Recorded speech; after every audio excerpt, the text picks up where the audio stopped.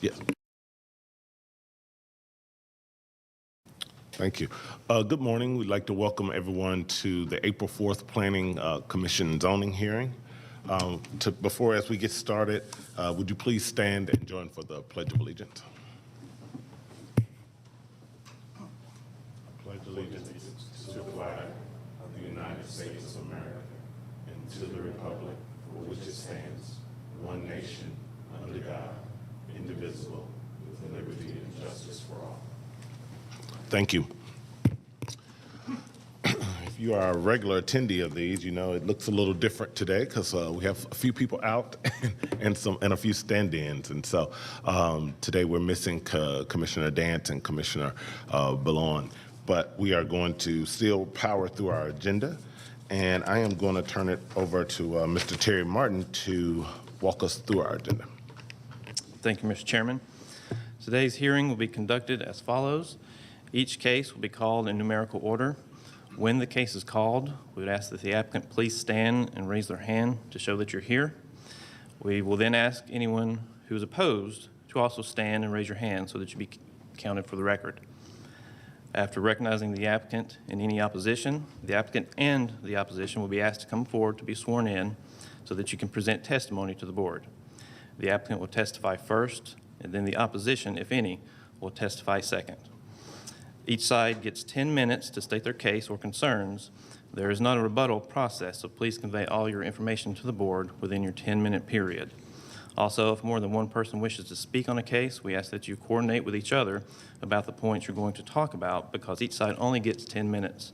You do not want to cover the same information twice. After both sides have had their 10-minute presentation period, the board will start to discuss the case before them. From the discussion, they may request one of the speakers come back to the podium for additional information. After that, the board will render a decision to approve, deny, hold, or continue the case.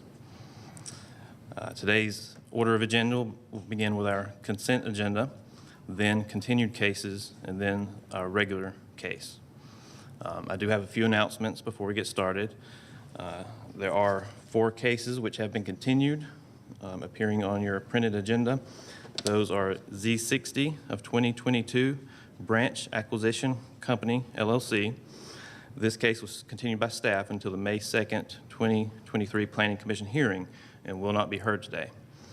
Also, Z65 of 2022, Drapac Investments, LLC, was continued by staff until the May 2nd, 2023 Planning Commission hearing, and this case will also not be heard today. Next, we have Z67 of 2022, S&B Investments Incorporated. This case was continued by staff until the May 2nd, 2023 hearing and will not be heard today.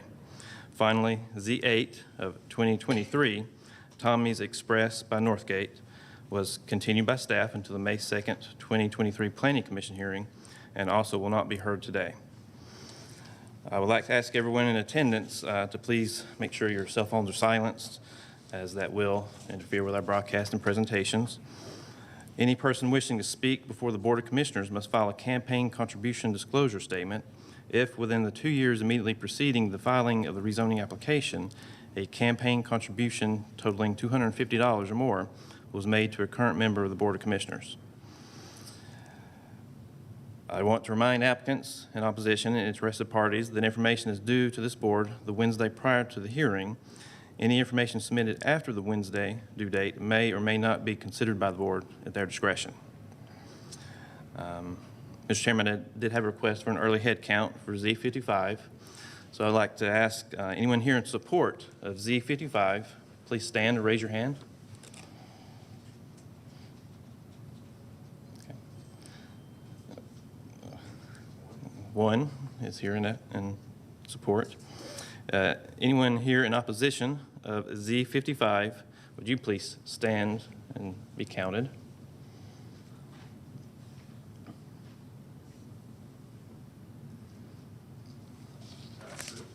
All right, let the record show there are 6 here opposed to Z55. All right, and with that, I'm ready to begin the consent agenda. All right, the Cobb County Planning Commission zoning hearing consent agenda for April 4th, 2023. We have Z7, Patricia Cunningham, requesting a rezoning from GC to R15 for single-family residence in land lots 1208 and 1241 of the 16th District, located on the east side of Lott Avenue at the terminus of Rosewood Circle. Staff recommends approval, subject to single-family use only, Stormwater Management Division comments and recommendations, and Department of Transportation comments and recommendation. Is the applicant present? Let the record show the applicant is present. Is there anyone here opposed to case Z7? No. Let the record show there's no one in opposition. And that's our single consent case. Thank you. This is in District 3, so it's Commissioner Dantas, but I will entertain a motion to approve the consent agenda. Move to approve the consent agenda as presented by staff. Second. We got a second from Commissioner Anderson. Any discussion? If not, let's call the question. All right, our vote is 3-0. The consent agenda is recommended for approval.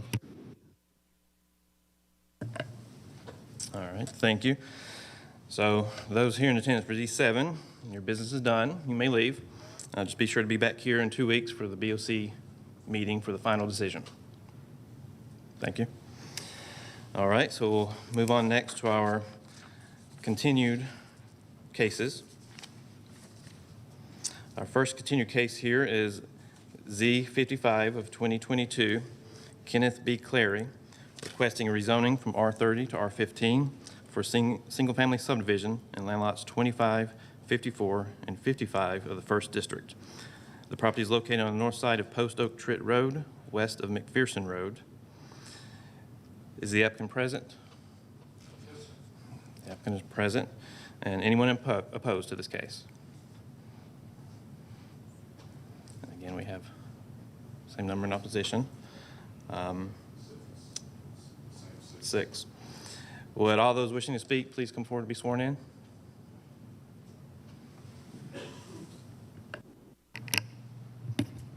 It's including the applicant as well.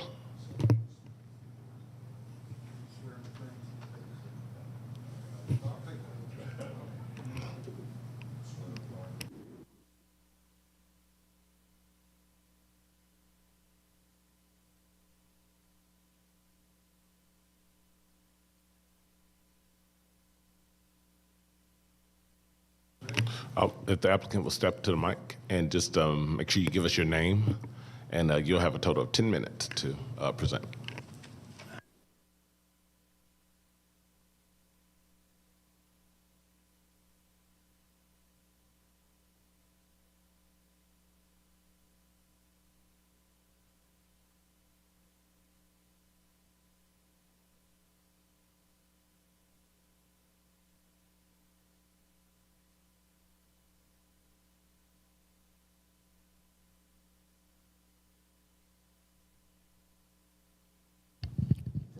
This isn't working. I'm going to sing now. So. Go for it. Mr. Clary owns approximately 13.4 acres on the north side of Post Oak Tritt Road. This property's been in his family dating back to the 1960s. It's zoned R30 like all property was in the area at the time he acquired it. Since they took ownership of this property, all of the properties surrounding it have developed, or most of them have. So now he's flanked by R15 and R20 subdivisions. Like the landowners around him, Mr. Clary has filed an application seeking to rezone the property to allow it to be developed consistent with the manner that properties around him have developed. Like I said, he's flanked with R15 and R20 properties. His property also backs up to and shares a lake with the subdivision to the north, which is zoned R15. He filed an application for an R15 subdivision containing 20 lots and seeking a number of variances. Staff has reviewed that in the normal fashion. The various departments have reviewed it, and they've generated a long list of comments and proposed conditions. One of those comments and requests was that the property be deleted to R20. Mr. Clary is agreeable to the staff recommendation, and including the suggestion that it be deleted to R20. As a part of that condition, staff suggested that the site plan be subject to review by the district commissioner, and that's very appropriate given the engineering and other issues that are applicable to the property.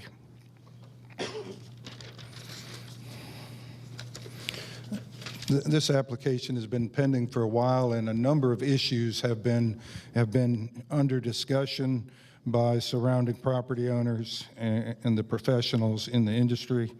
One of those is the fact that it backs up to a lake. Whenever you back up to or share a stream bank buffer, there's always concerns about impacts that your development might have on other properties, on the lake, and on the public good. Staff has addressed this with 20 conditions that are fairly normal, and the applicant is agreeable to all of them. Essentially, the applicant agrees that during the plan review process and development, precautions will be taken to identify the pre-development conditions and to monitor during development and make sure that no harm is done. Staff does a good job on that, and the applicant is agreeable to those. The next issue that's been percolating is there's a suggestion that there may be a cemetery on the property containing as many as 4 or more graves. The applicant is unaware of this cemetery. He has a tenant who's lived on the property and walks it all the time for more than 4 years. The tenant is unfamiliar with the cemetery, but we're not asking for any variances or concessions as it relates to the cemetery if it exists. In other words, if during the plan review and engineering process, it's determined that there are in fact graves on the property, then the applicant will abide by the conditions proposed by staff as it relates to identification of the extent and scope of the cemetery and establishment of appropriate buffers and other protections. The third issue that's out there is in addition to the 1950s ranch style home that's developed on the property and occupied by the tenant, there is a very old historic cabin type structure on the property, and there are people who have expressed concerns about maintaining the historical significance of that property. Anyone who would have an opportunity to look at the property would realize that it is not habitable, and no sane person would undertake the efforts to make it habitable. But the applicant, as is often the case, would be completely open to some historical group who would like to take possession of the cabin and relocate it to an appropriate preservation location, or alternatively to making it available for the relevant historical groups to study and make a history of the property before the building is removed. So it's the applicant's position that the R30 zoning on the property is obsolete. There's virtually no development that takes place in this part of the county under the R30 other than random large lots that individual property owners develop for themselves. It's surrounded by other than R30 zoning, and requirement that it maintain the R30 zoning is not only obsolete but unconstitutional. So we would ask that you recommend that it be rezoned consistent with staff recommendation to the R20 with the staff's recommended conditions. And I thank you. I'm happy to respond to any questions. Thank you. Well, now you can have a seat, and we'll hear from the opposition. And the opposition has a total of 10 minutes as well.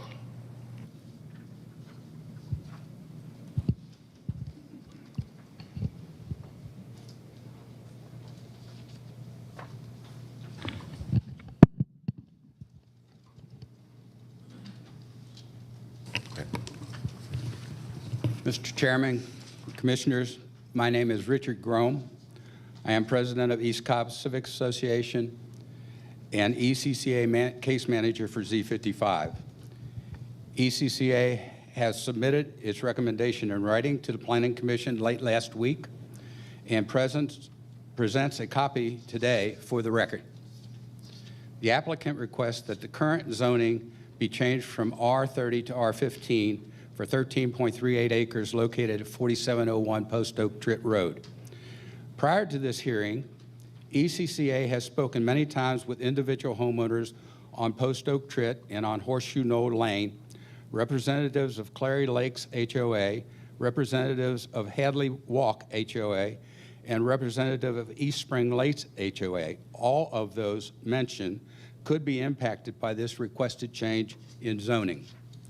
Number one, the existing property today appears that no one is living on or presently maintaining the property.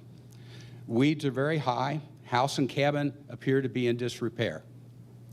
The applicant has not given any indication as to how he would handle the historically significant Power Jackson cabin, which is located on the property, nor the Hardman Cemetery, which is located on the property, both mentioned in staff's comments. Number two, the stormwater management. FEMA has designated a significant part of this property as a special flood hazard area. Much of the natural drainage for this property is into the two Clary Lakes, which are partially on this property. The applicant has not addressed concerns about the present condition of the existing two dams, the effect of proposed rezoning on downstream drainage to East Spring Lake, number one, nor the county's access to proposed water detention area number one on their site plan. Number three, proposed site plan. ECCA has looked at the zoning surrounding this property. Cornelius, could you put up the slide that we had, please? Oh, I'm sorry.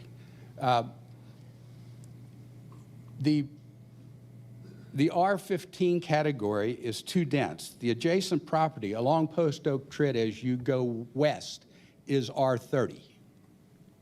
The properties across Post Oak Tritt are R20. As you go down Post Oak Tritt a little farther, they are R20, but they're built on 2 to 5 acres. The R15 that is north of this has is bordered and delineated by the two lakes that are there. So there's a natural barrier there between the R15 and the R30s and R20s that are on the south side of the lake. Even so, many of the lots proposed on this site plan do not even meet the R15 code that was proposed. ECCA has spoken with and sent our concerns to the applicant's attorney on August 22nd of last year. We have had no reply except that a new site plan was being worked on. The application's hearing has been postponed for a total of 7 months. We have not received any new information since the original application. In addition, the applicant has failed to change the posted signs on the property for the last 2 months for the change of dates for the zoning hearing. ECCA recommends that this application be denied due to, number one, the above existing issues on the property not being addressed, 2, the concerns and desires of the surrounding community, 3, the issues pointed out in the staff's recommendations, and 4, no new information addressing the problems haven't been submitted to the county for the past 7 months. Thank you. Thank you. Mr. Chairman and Commissioners, my name is Leonard Gresky, and I'm the president of the Clary Lakes Homeowners Association. The Clary Lakes subdivision is the property immediately north of the property that's the subject of the Z55 zoning request. After consulting with homeowners in our subdivision and the surrounding subdivisions, we share the concerns previously summarized by Mr. Groom and the East Cobb Community Association. Additionally, we're concerned that the current site plan makes no provision to establish responsibility to repair and maintain the dams that contain the lakes between our properties. The dams are currently in need of repair due to a number of structural problems. And the dams are partially owned by the owner of the 4701 Post Oak Tritt Road, and it's unclear how the ownership and responsibility for those dams will change with the creation of a new subdivision on this property. Given the fact that in 2010, Vining's building group that drained Cochrane Lake after a dispute about costs necessary to bring its dam into compliance with the Georgia Department of National Resources requirements for dams, we're concerned that approval of the zoning change will lead to a developer draining the lakes between the subdivisions. And therefore, in light of the concerns raised by the ECCA and the ambiguities surrounding ownership and maintenance responsibilities for the dams on the property, the Clary Lakes Homeowners Association recommends that this application be denied. Thank you for your consideration. Thank you.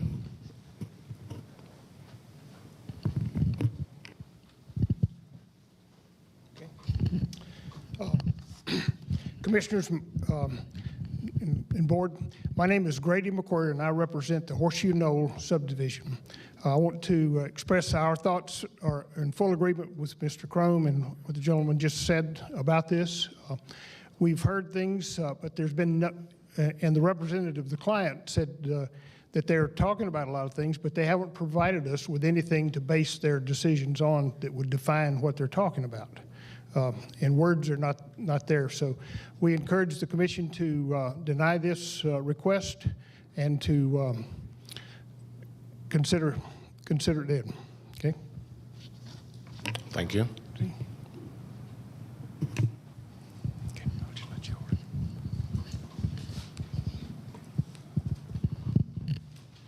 Thank you. Good morning, Commissioners. My name is Jeff Seguin. I'm a resident of the East Spring Lake subdivision, and I'm here on behalf of the East Spring Lake Homeowners Association. East Spring Lake is immediately downstream from Clary Lakes, which you've heard about so far.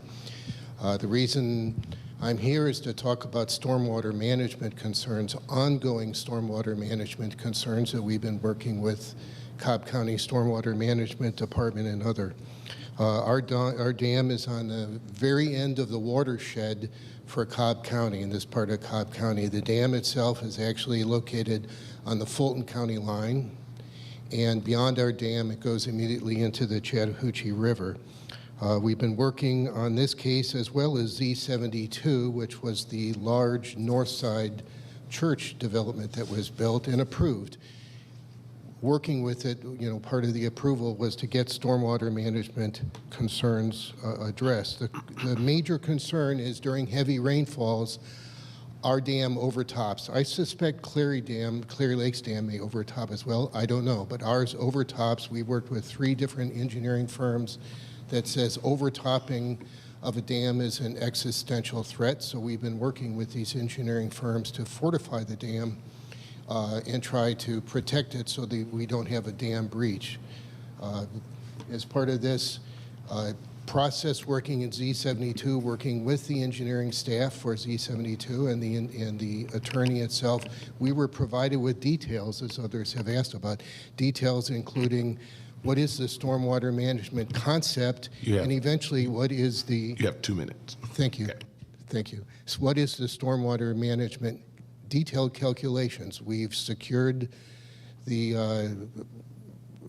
help of an independent engineering firm, and they reviewed all those calculations, assuring us that our dam won't be overtopped. So the outflow from Clary Lakes meets with that from Z72, the church. Those combine and go into our lakes. So at this time, similar to what others have said, we've got nothing. We've got no plan. There's 2 pages of comments from the Stormwater Management Department of Cobb County. I think they should be stronger than comments. I think they should be recommendations for us to go ahead and have some assurance that there won't be an existential threat to our dam. Finally, less importantly, what we found was there was a great degree of silting during the construction of Z72. That silting ended up in our lake. And so similarly, this will affect Clary Lakes as all. It was agreed to by the developer to do a pre-construction silting survey of the lakes as well as a construction survey of the lake, silting survey. For these reasons, we concur with the others and recommend that you deny this. Thank you for your time. Thank you. Is there anyone else from the opposition? Okay. We will, this particular case is in District 2. And so I'll turn it over to Commissioner Anderson to lead our discussion. Thank you, Chairman. Would I be able to have Carl Carver come up from Stormwater?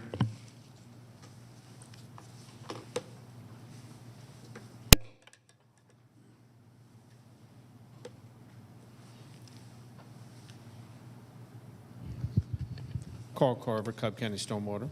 Good morning, Carl. Good morning. Would you be able to help on the map here, just us orient where the actual dam locations are? It's, well, there's two. There's an upper and a lower one. There's one about the center of the image, and then one to the far right side. Okay, great. And is it possible to pull up on that map the contour lines?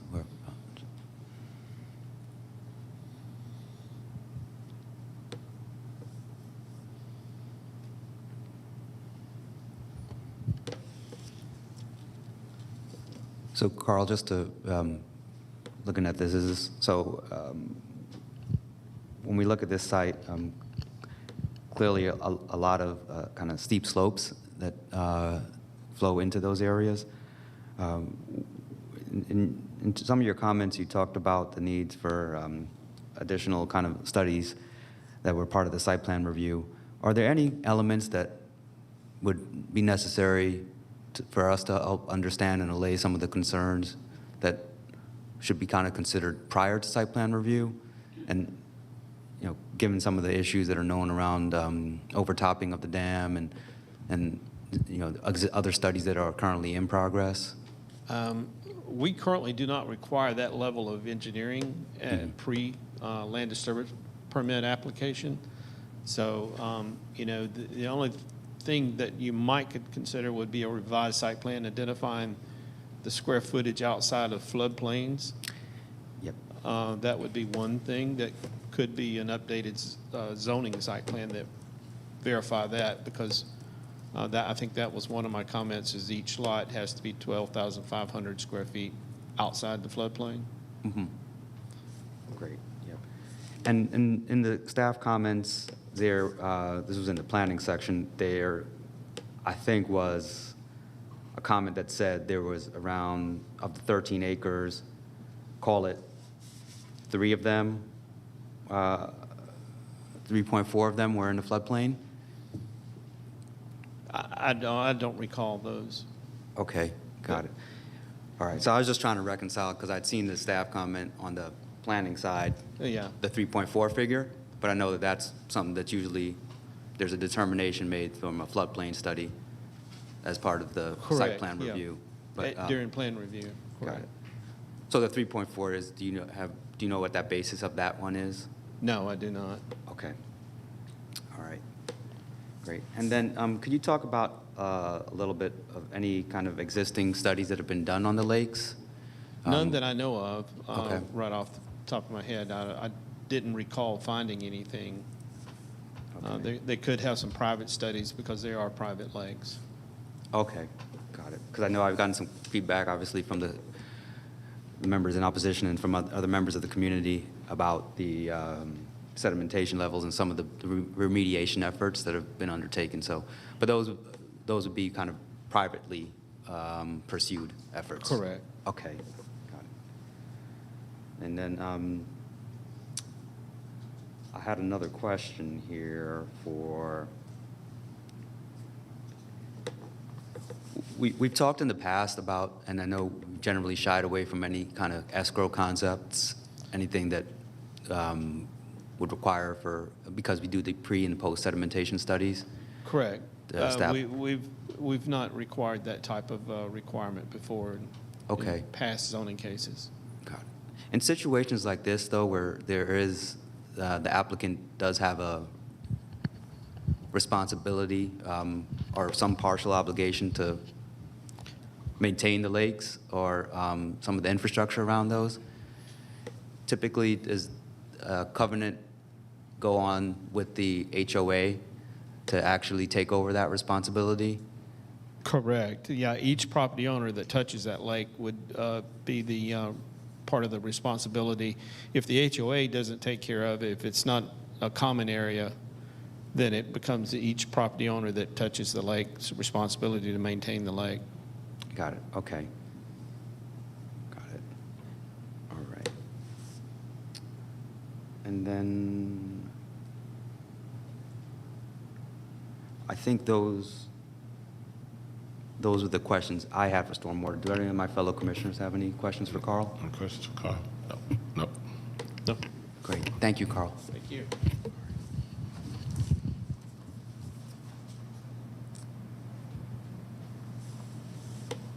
I have a question for planning, so Terry. Sorry. Just a quick confirmation of, on the site plan and the staff analysis. I know there was a reference, I think, by the opposition to the site location on the west being R20, but I think it's shown in the staff analysis as R15. Is there any way, I guess we can quickly confirm that on the map? Yeah, I was going to say, we can pull that up. I believe the dividing line,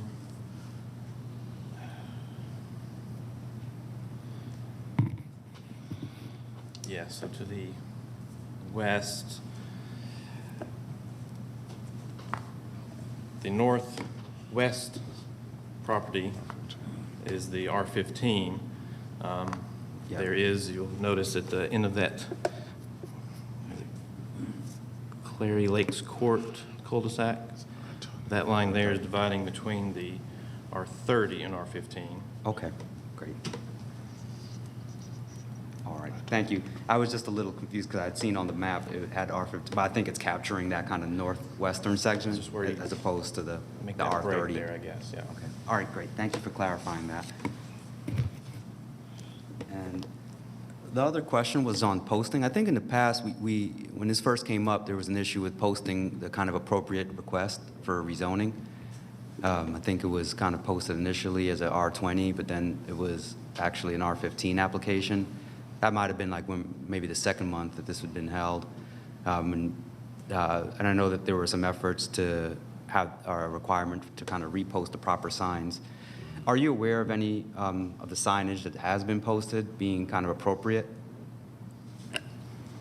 I believe we received an email from a neighboring citizen relating to the date that's currently on the sign.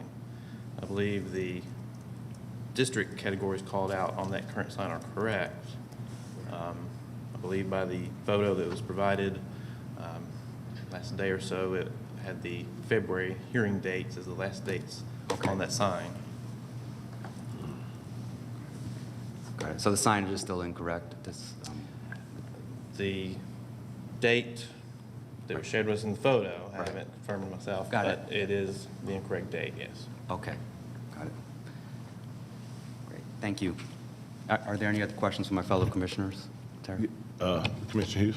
No, I think I heard what staff's recommending, but could you go over staff's recommendation for this case real quick?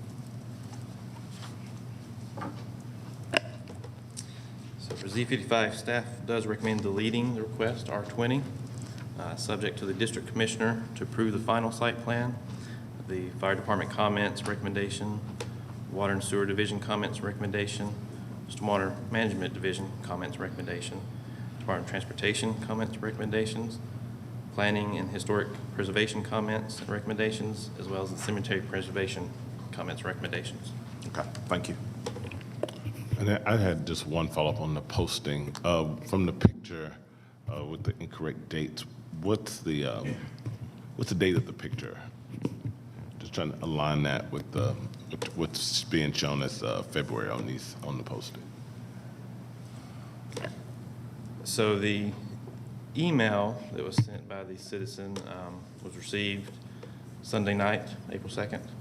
And I believe they stated that was That photo was taken the day before on April 1st. And it does show the request is R30 to R15, but with the February cycle hearing dates being the last legible on the sign. Thank you. Any other questions? All right, back to you. Excuse me, if you would, if you're going to take consideration regarding the posting, I would suggest that you at least speak with the applicant regarding that if he has any additional information, because that's new to him. Yeah. I figured he was coming up, so I'll turn it back to you, Commissioner Anderson. Yeah, great. Okay. All right. Well, actually, I just wanted to reconfirm on the plan, while we're on planning, if I take the 13 acres and take away the 3-year floodplain and it's 20 units, we're at 2 units per acre. Do you have any context on where that 3.4 unit in the wetlands and the floodplains came from? Given that I think that's not a determination that, as we heard from Stormwater, was a number that they, I think, provided? At this moment, I do not with a larger site plan to review. But that is the acreage amount identified by staff when doing the review. And so that is the number, as you stated, was used to do the density calculation, resulting in the 2. Got it. So the density, if we net that out, is really closer to like 2 units per acre? Correct. Okay. Got it.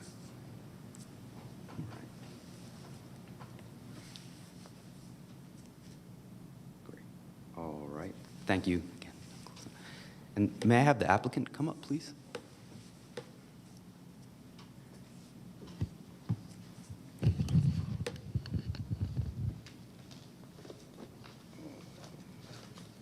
Joe. Good morning. Good morning.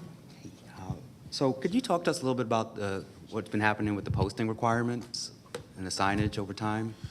I don't have any personal knowledge. I can tell you what the practice is. The practice is that when a case is continued or held, that we have a company that we send out and they put stickers on the sign. But I've not been to this site. Yesterday I was asked to sub in, so I don't have any personal knowledge of what's. But as a zoning attorney, it would be my position that you can legally move forward if the new dates were announced at a posted meeting. And again, I don't know specifically the history here, but if at the last posted meeting it was continued to this meeting, I don't think there'd be any legal infirmity. Got it. Okay. And clearly, people are aware of it. So. Great.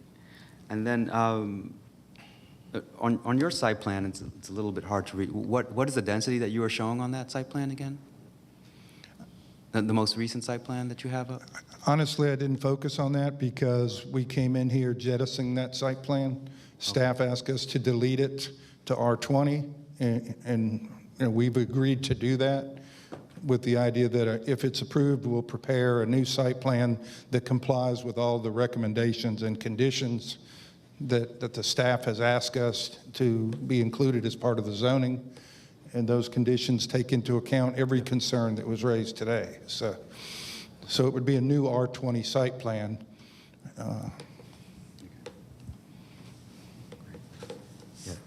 So this is the most recent iteration of the site plan, and this is That R15, yes. okay. And I think what people forget when they come up here and ask for all these reports and all these studies and all these evaluations, what I heard is that they wanted this applicant to spend tens of thousands, if not hundreds of thousands of dollars evaluating not only his property, but all of their properties to determine what their stormwater problems are that this applicant has not contributed to in any way. So it's my position it's unfair to require those kind of financial expenditures when you don't have the zoning in place. But this zoning, if granted the way staff recommended it, would require them to undertake the studies when they have the zoning in hand. Yeah. I appreciate that. It's just that this site plan had some meaningful variances in terms of lots in the floodplain, no reference to the potential placement of the cemetery or of the historic cabin. So certainly acknowledge and appreciate that a lot of these are site plan review, but kind of strikes me as a minimum condition to kind of at least then, have some of those features noted, given that, they're meaningful. But duly noted on the preparation of a new site plan that would reflect an R20.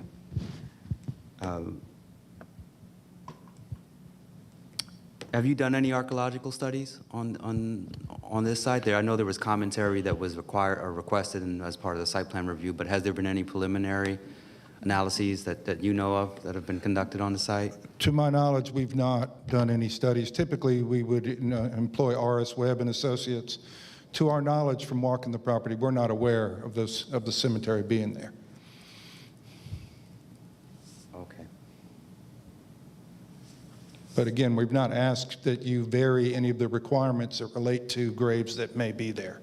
If they're there, then we will have to deal with them from a buffer standpoint and all the cemetery preservation requirements. Right. Okay. Great. Thank you. Do any of my fellow commissioners have any questions of the applicant? Any questions? No. Thank you. Thank you.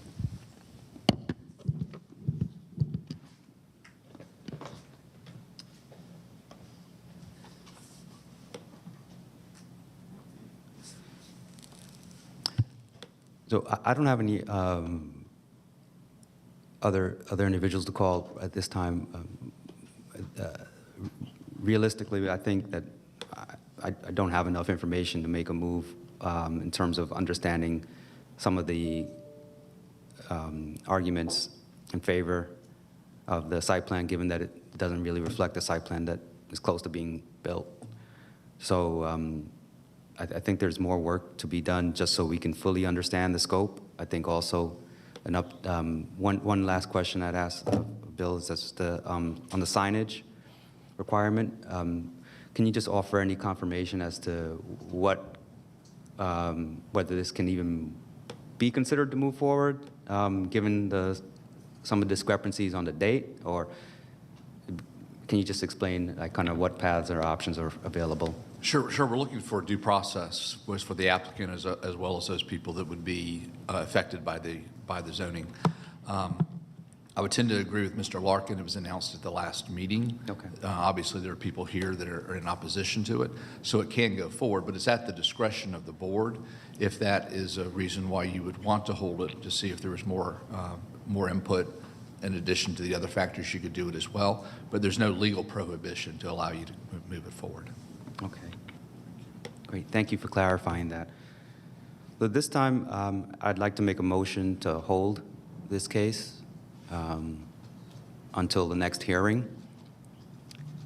And just my request would be that there would be a site plan that reflects an R20, that also reflects the, I'd say, removal of lots that are currently within the floodplain, and a plate or some visual cue or placement of the approximate locations of the cemetery or and/or the log. Those are more so reference points so that we can understand. I understand that there's a view that those aren't, there's no known presence of those, but it would be helpful for us to have a basis for thinking about where those may be located, given that there were some comments from the cemetery preservation around the existence of a cemetery. So I would like that to be at least pointed out on the updated site plan. And that would be my motion to hold this case for a month. Second. I have a second from Commissioner Hughes. Before I call the question discussion, I'll just raise one other point for consideration. Given that the posting and the dates have been an issue, that if we hold this to the next hearing, we make sure that all signs are appropriate for to reflect the next hearing date. I I would amend my motion to include that request. That's fine. Okay, fine. All right, let's call the question. Okay, a vote of 3-0 that we will hold case Z55 until the next hearing. Thank you.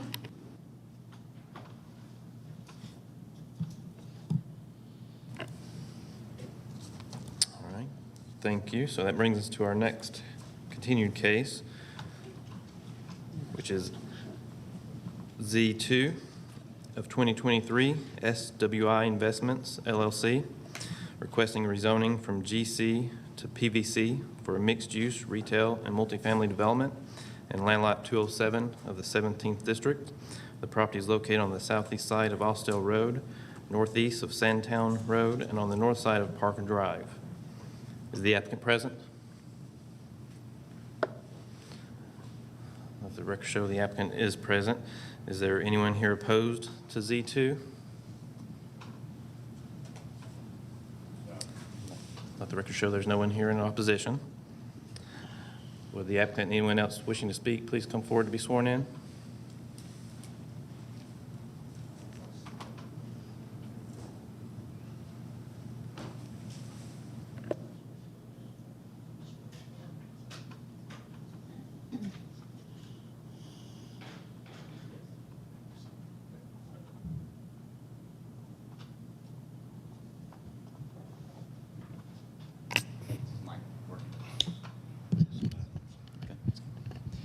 Good morning, Commissioners. My name is Jonathan Fallon with CDH Partners Architecture.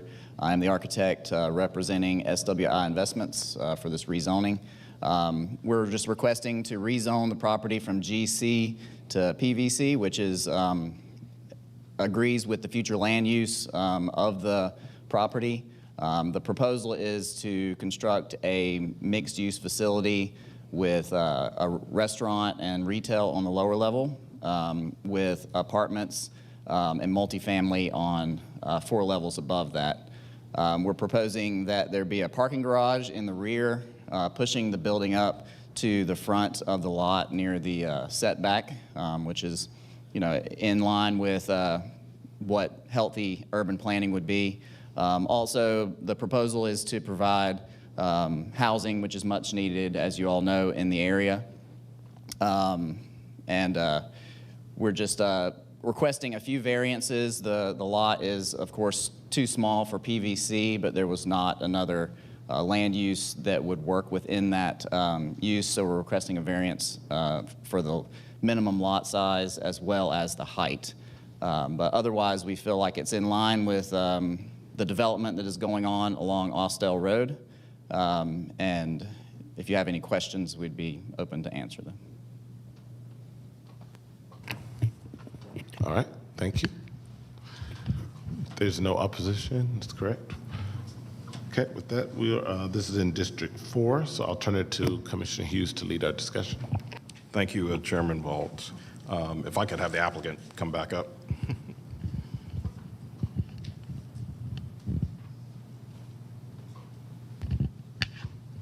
Hi, good morning. You mentioned just a couple of variances. There are actually 6 variances. So we met with staff and in the first meeting, and we came back with a revised plan that is not requiring all of those. It's only requiring 2 of those. So the minimum setback on the back, or the 40-foot buffer, we have redesigned the site plan, which you all should have, the new site plan, which provides that 40-foot setback as well as the open space requirements.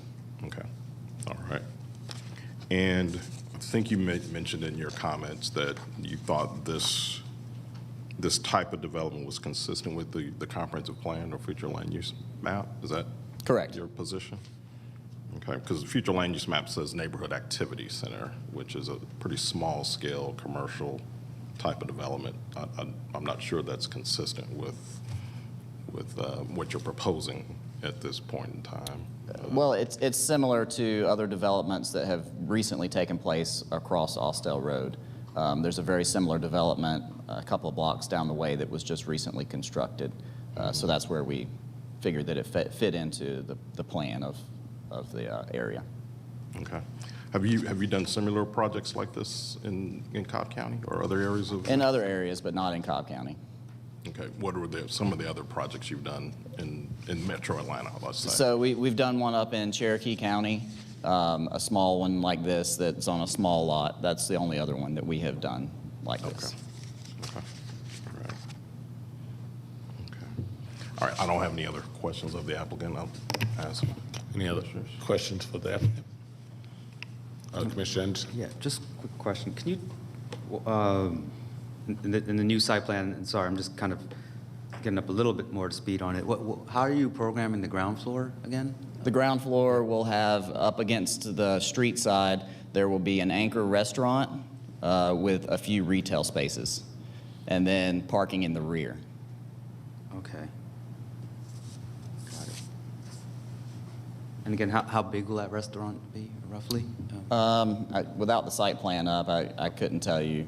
Okay, no worries. No Yeah. worries. It's on the drawings, though. Yep, okay. Yeah, thank you for clarifying. I think that was the only question I had right now. All right, back to you, Commissioner Hughes. All right, thank you. Thank you. Thank you. Appreciate it. If I could just, Terry, I think this was actually one of your cases that you prepared. The applicant alluded to an updated site plan, and I'm just wondering what your recommendations are. Have you reviewed the updated site plan? Well, the site plan you see here is the latest site plan received, and that is the site plan relating to the 6 identified variances. Okay. So there's still the issue of minimum lot size required, still the issue of landscape screening buffer, reduce minimum contiguous acreage for PVC, waive the requirement for 550 square feet per dwelling unit of open space, waive prohibition of retail sales and services, and then allow access onto a local road, in this case, Parker Drive. So those are all still in existence. That's correct. Okay. Okay. Well, with that said, I think this site is, I applaud the applicant for updating their site plan, but I think, you know, in light of some of the challenges that have been identified by staff in terms of variances, it's difficult to support this request going forward. So with that, I'm recommending that we deny the request as submitted by staff and support staff's recommendation. And that would be my motion.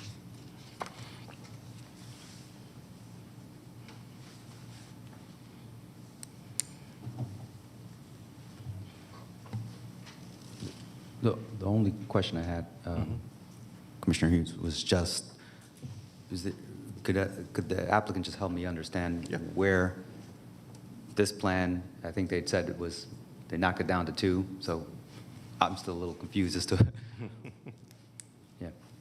So if the applicant doesn't mind coming up and maybe referencing this site plan versus kind of what were the changes that were made, that would just be helpful, just to see how many variances there really are. Is this working? Yeah. So we are providing the 40-foot buffer in the back there.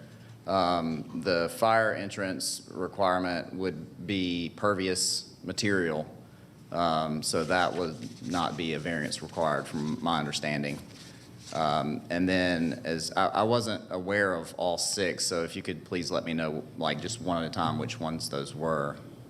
Allow access to a local road, Parker Drive is one. Okay.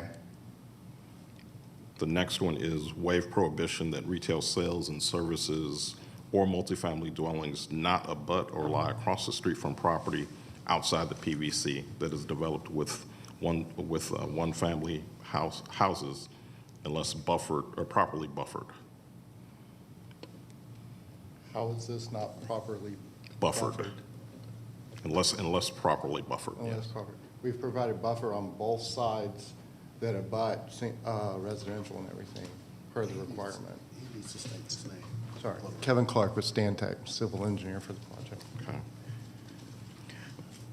So is that just a landscaping requirement then, Or or? defer to staff.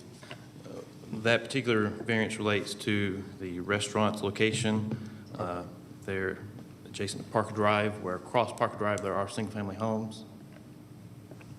And we've provided an additional 40 foot off of Parker Drive as well That, to try to buffer that. It's just a use thing? Okay. I'm sorry.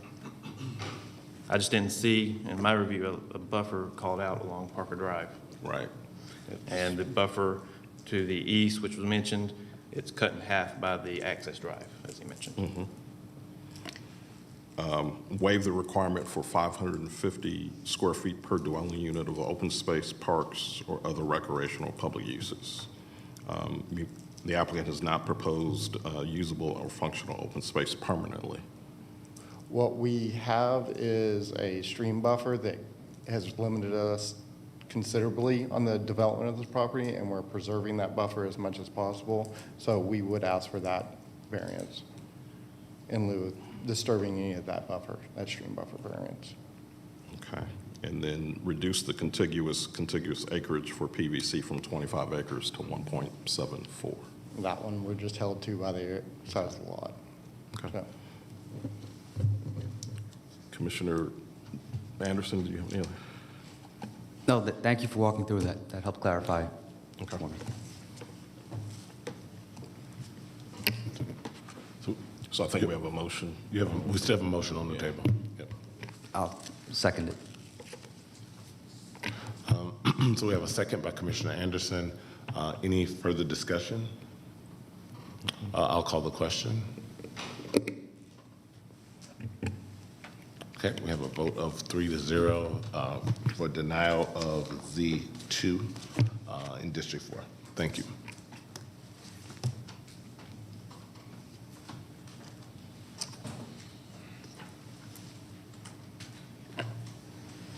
All right, thank you. So that brings us to our one regular case today.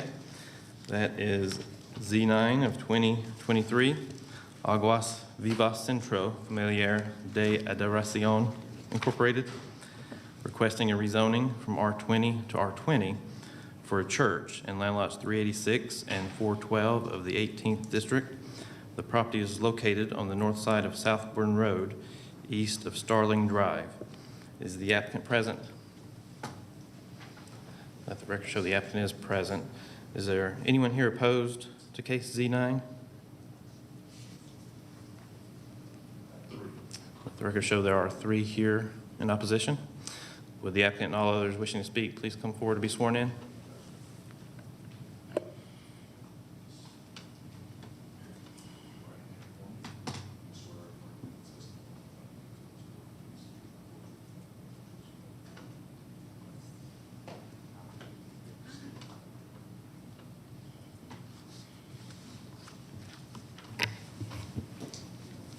Good morning.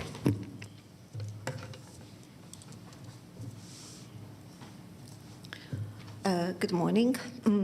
My name is Maya Radwick with Radwick Permits, LLC, with address at 3021 Farmstead Court in Grayson, Georgia 30017.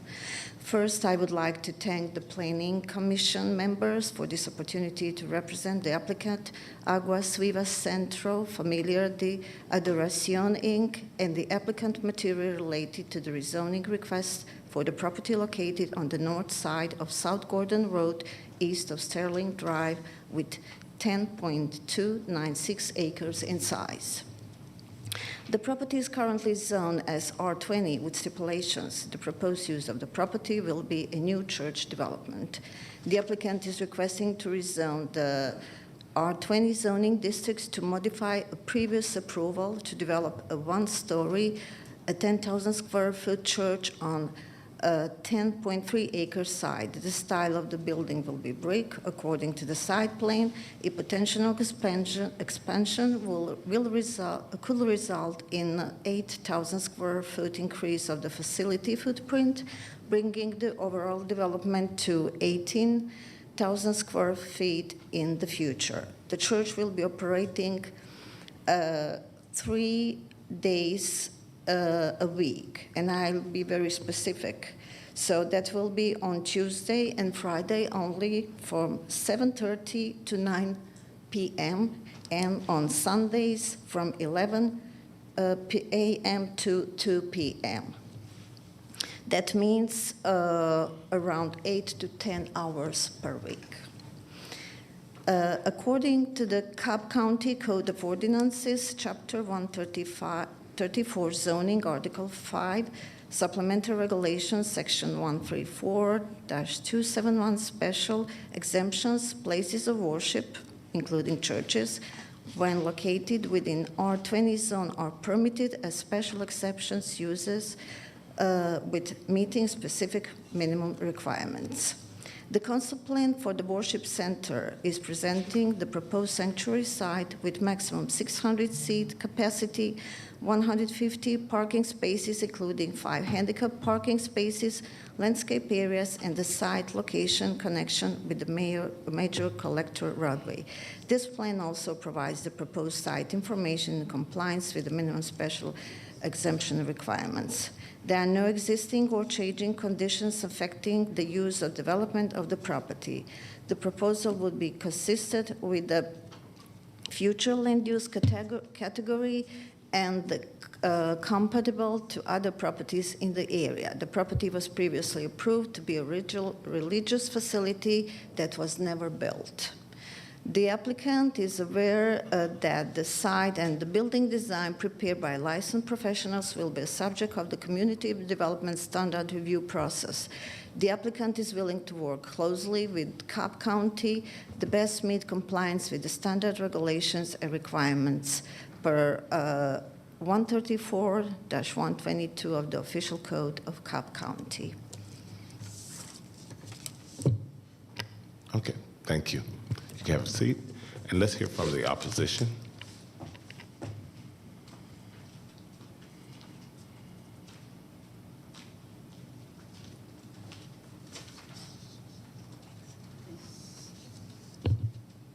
Good morning. My name is Robin Meyer, and I co-chair the Zoning Committee for the Mableton Improvement Coalition. I'm here today to voice our opposition to the plan for this property. It's a very difficult thing for us to do.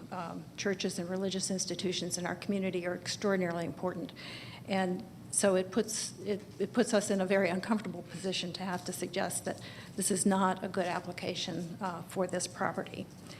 The proposal essentially is just simply too dense for what is a single-family residential neighborhood with a public park to its north. The lake that you see is known in the community by a slightly different name than you have in your planning documents, but it has been purchased with SPLOST property in the last 10 years, and there is additional SPLOST money available to develop this park as a recreational amenity in the community.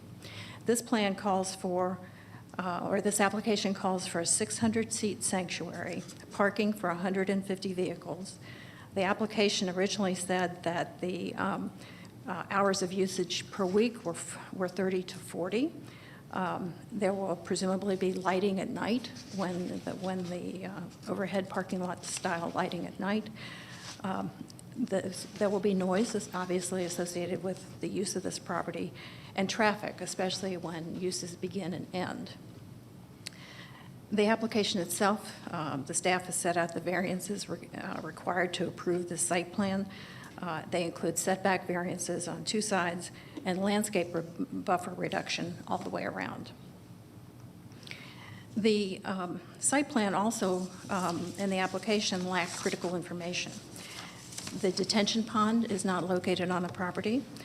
The stream that crosses the property seems to be under the building. It is not noted on the site plan. There's no demarcation of the stream buffers. There's no location for the dumpster. There are no impervious surface calculations. And for R20, that's a 35% limitation on impervious surface. So we have no way of knowing if that requirement has been met. The parking space calculations appear to be correct, but they also were not included on the site plan as is customary. And we also have no information about the roadway dimensions and the dimensions of the building. We can guess at them from the square footage, but that's really all. There's no landscape plan There's no indication as to where the signage will be located, whether there'll be a request for electronic signage. There's no fencing plan. There's no information about the building architecture. How tall will this building be? What will it look like other than being clad in brick?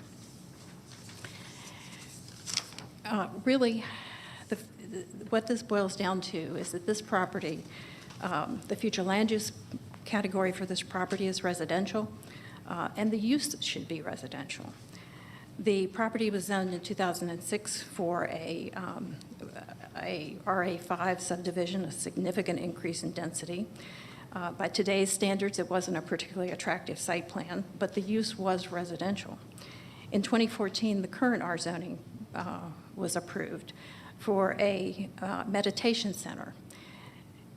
This was a very, very, very low impact plan for this property.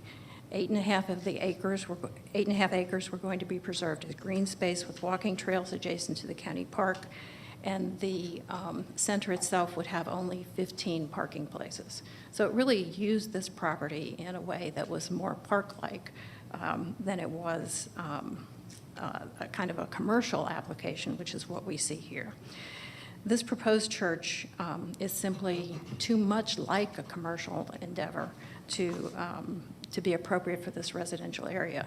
We don't mean to imply that the church is a money-making entity, but the building itself, the physical structure that's required for a congregation of this size, or for a project of this size, is more attuned to what we would typically see in a commercial area. This property is almost landlocked with a park and adjacent single-family homes, with a stream that drains into the lake on the Bartlett property and then runs east all the way to the Chattahoochee River, where it empties into the Chattahoochee in Discovery Park.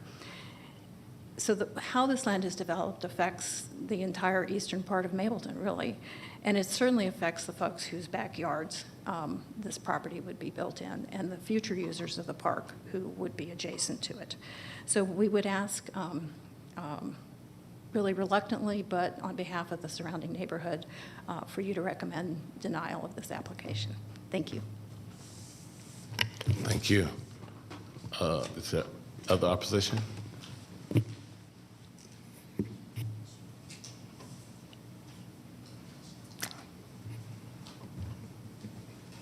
Hi, good morning. Good morning. I don't know, I've never, ever, my name is Sherry Greer. I own the property, the 8 acres that butts up to this particular property. I'm at 6656. I haven't, before when the Buddhist temple was trying to get zoning, I did not offer to try to have the zoning denied. But this particular, this lady said, this particular application of this property is going to create a tremendous, this is right in my backyard, a lot of noise. And when you look at South Cobb Drive, it's a very small little road. I'm sure you're familiar with it. And for the specs of what they have laid out on it, I mean, it would be, and they say, 3 days a week that they're going to be using this. I mean, that's a lot of noise and a lot of commotion going on right in my backyard. So I come to you and request that this zoning be denied, just based on, like I said, I live right there next to the property, and I think that it is zoned residential. If Cobb County wants to approve residential or something a little less intrusive as to my property, I could get behind it, but I'm asking and requesting that their zoning be denied. Thank you. Is there any other opposition to speak? Okay. If not, this also is in District 4, so I'll turn it over to you, Commissioner Hughes, to lead the discussion. Thank you, Chairman Vaught. If I could have Carl Carver come up.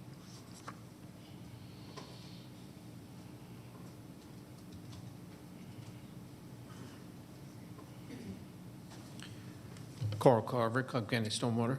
Good morning, Carl. Just looking at the aerial map that's on the screen, obviously we see a blue line that traverses the property there. Do you know the status of that? Is that an intermittent stream? Do we know?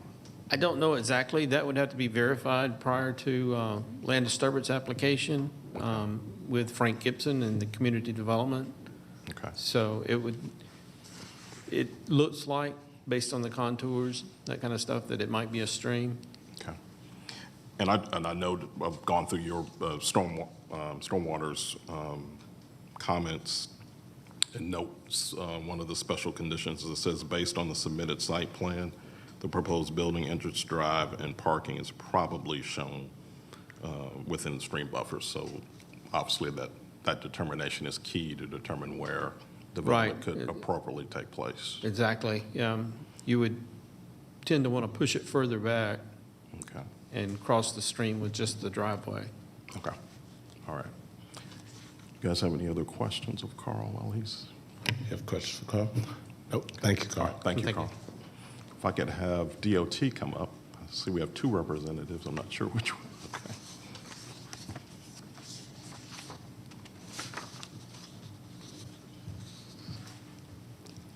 Good morning, Lihi Florem, DOT. Good morning. Just looking at some of DOT's comments, I noted that a traffic study, I think, is required. Could you kind of go in a little bit of background on what would be required of the applicant to satisfy that particular recommendation? That's correct. So we have, as of today, we have not received the traffic study. We will require 2 submittals. The first submittal will have the conditions, and they will submit it to us. We will review it and accept it, and then they will provide the second version of this traffic study with more information. Okay. All right. Do you know, I'm just looking at how narrow the property is that touches South Gordon. Probably too early to know if a decel lane of some sort or XL lane would be required. That would be difficult, I'm thinking, to get something like that in if something were. That's correct. That will have to be determined during plan review, Okay. if we can shorten the tapers or something that can be done. But yes, a deceleration lane and that left turn lane will be required for this development. Gotcha. Okay. Any other questions, DOT? Questions for DOT? Commissioner Anderson? Oh, no. Okay. No, thank you. Thank you. Thank you. Okay. If I could have the applicant come back up.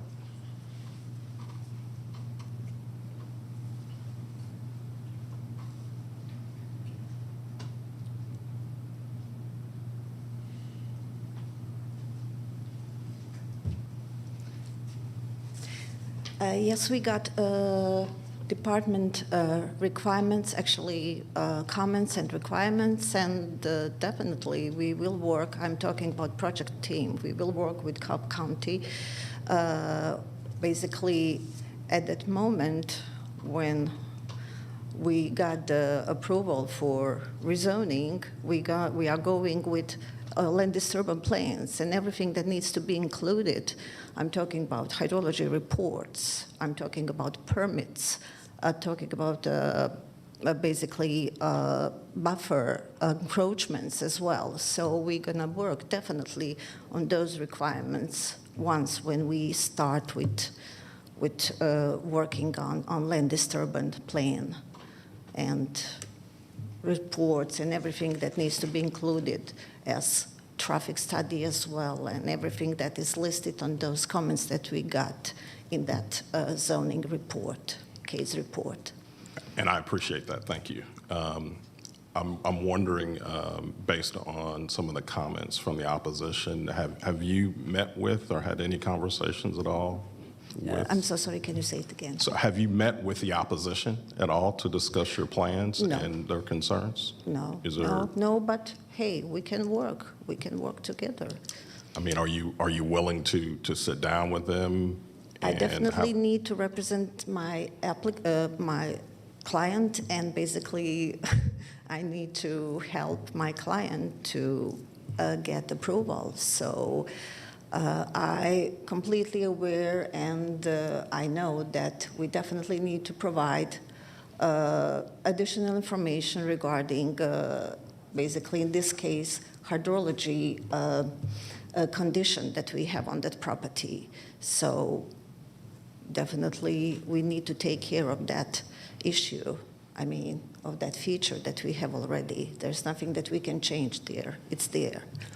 So let me ask you this, let me just plainly state it. So if we were to recommend holding this for 30 days, would you meet with the opposition to sit down with them to discuss the site plan, discuss their concerns, and see if there's a way, a compromise that both parties could be willing to live with? Okay. Okay, I think I understand. Okay. Yeah, I understand. Let me just, I think my applicant, if you don't mind, can I ask my applicant and see with her? Okay. Can I go back? Yeah, absolutely. Okay. Absolutely.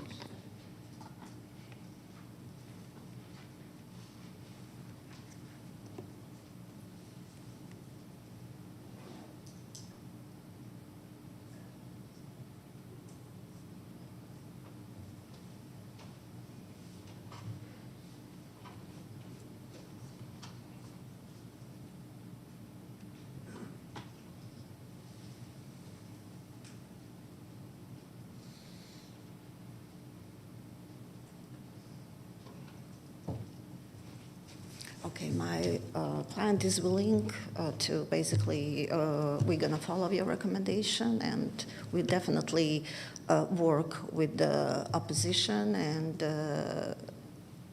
see what could be the best, basically, concept, what would be the best plan in this situation to basically meet standards and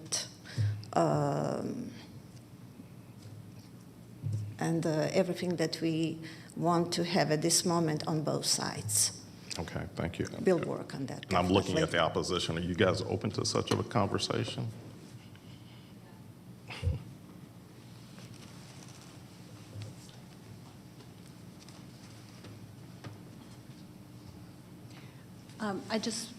Robin Meyer with the Mapleton Improvement Coalition.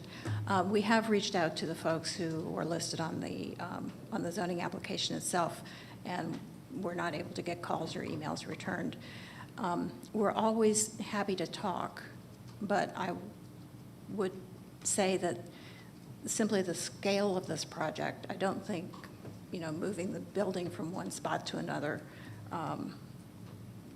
or a little bit more detail on the site plan would change our basic concern about the intensity of this use in this residential area. So I don't mean to be uncooperative in any fashion, but I also don't want to raise expectations that that we're close at this point. Okay, thank you. I appreciate that. Yes. I just want to mention something. I think that I had to send out, actually to mail, around 250 notifications in mail. So basically, it looks that we have 3 people basically here that don't want to vote or do anything in favor of this application. So I'm just want to let you know. So basically, I guess with all other people that have been notified, I don't think, or we don't know if they shared the same basically opinion as we have with other people here today. But yeah, I think it's just good to know that we basically notified almost 250 people, and basically I haven't received anything, and my client as well back. Well, there's certainly a letter that I have here from the Mableton Improvement Coalition, and the individual was here just a few moments ago, and I understand the numbers. However, in one case, that property owner actually abuts the property right next to it and has some concerns. I think the other thing to consider too is the rezoning in 2014 had some very specific rezoning stipulations of approval for that. I would encourage you to look very closely at what those stipulations were to see if you can address some of those stipulations with a revised site plan. Okay. Okay. With that, I'm going to recommend to my fellow planning commissioners that we hold this. I can't remember if it was hold or continue. Hold for 30. The hearing has happened. Yeah. We'll hold this for 30 days and instruct the applicant to have some communication with the opposition to see if there's an opportunity to come to some agreement on what's being proposed. Okay. And that would be my recommendation or my motion. Second. I have a second from Commissioner Anderson. Any discussion? I'll call the question. Okay, so a vote of 3-0, we will hold case Z9 until our next hearing. Thank you. Thank you. Okay, that brings us to the end of the agenda, but we have a couple other pieces of business. First up, I will entertain a motion to approve the minutes of our March 7th zoning hearing. So moved. I have a second from Commissioner Hughes. Let's call the question. A vote of 3-0. The minutes of the March 7th zoning hearing are approved. And second, we have the minutes of the special called meeting agenda review work session from dated March 27th. I'll entertain a motion to approve those minutes. So moved. We have a second from, so moved, and second from Commissioner Hughes. If there's no discussion, let's call the question. And that, again, those minutes are approved by a vote of 3-0. With that, if there's no other business, we are adjourned. Thank you.